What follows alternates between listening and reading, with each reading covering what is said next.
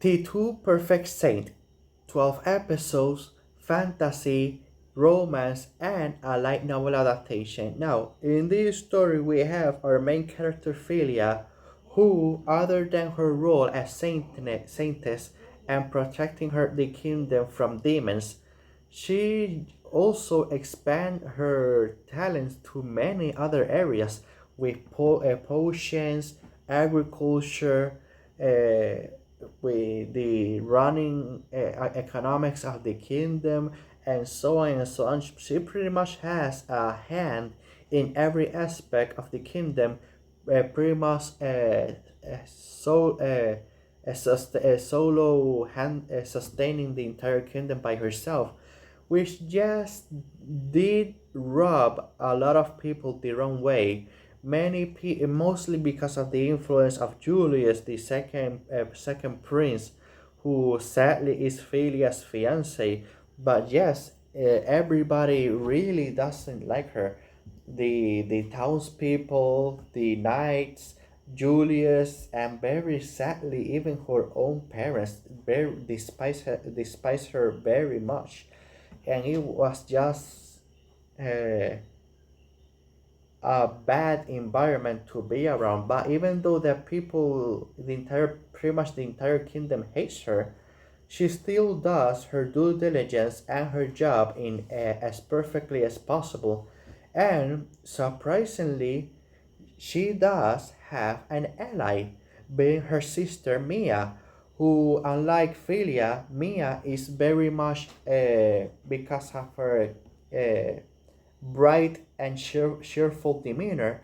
Many of the people, the prince, and everything very much love her, the opposite of Philia.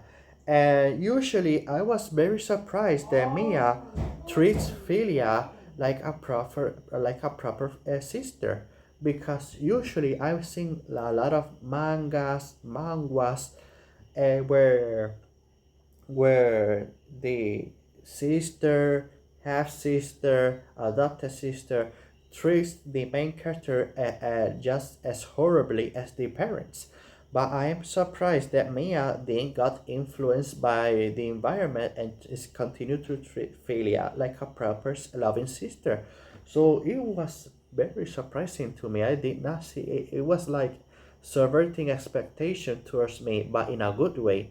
And we also, well, like I said, Julius, the second prince, is a big piece of shit, like I said, and he has a huge superiority complex that he just wants to be perfect in every way, and Philia being so perfect, he just wants to get rid of her as soon as possible. So, learning that the neighboring kingdom are in need of a saintess, he pretty much sells her off to the neighboring kingdom, where yes, luckily she does meet the royal family of this neighboring kingdom. Not only that, the townspeople, the people that are going to the butler, the maid, all of them treat her very kindly and very warmly, and with this respect of a saintess of her level deserves. And when Mia learns that the Philia was sold off, she was enraged. She was in, I am going to make every person that hurt my sister suffer. Not only the second prince, but even my own parents. That later on she was, yes, it was very silly.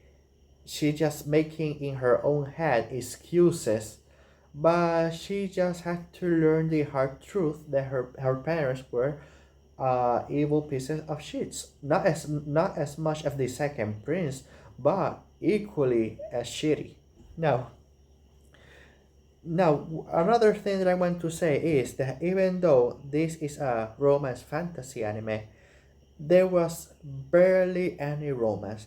Yes, the neighboring kingdom, the prince from that kingdom did treat Philia with very respect and kindness, and you could see throughout the episode that they were just growing closer together and everything. But I wouldn't say that there were any romantic moments or romantic gestures.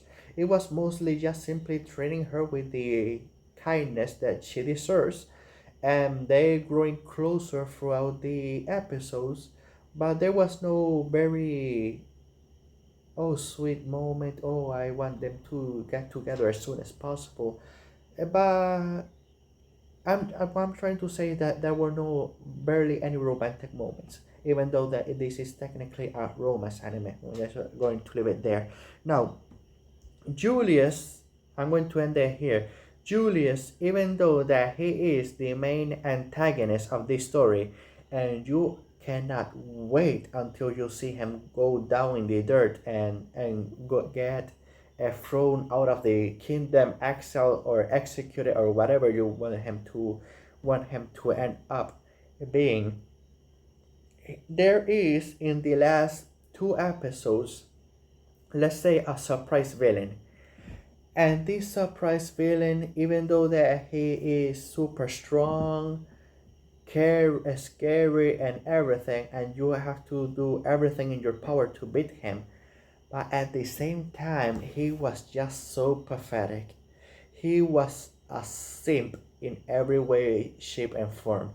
The dude came back to life, and instead of just simply wanting to immediately crush the humans and rule over the world, no, what is his immediate action?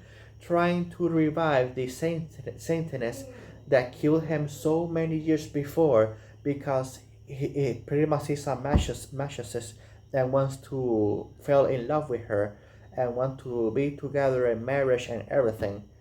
And my dude is just pathetic in every shape and form. The way that he died, pathetic. It sour me. It sour me a little bit in this with this anime, but not so much to say that, oh, was the band ending so bad that it just negate all of the good that happened throughout the anime. No, but it was just not a good uh, not a good way to end up with the pathetic of a villain surprise villain.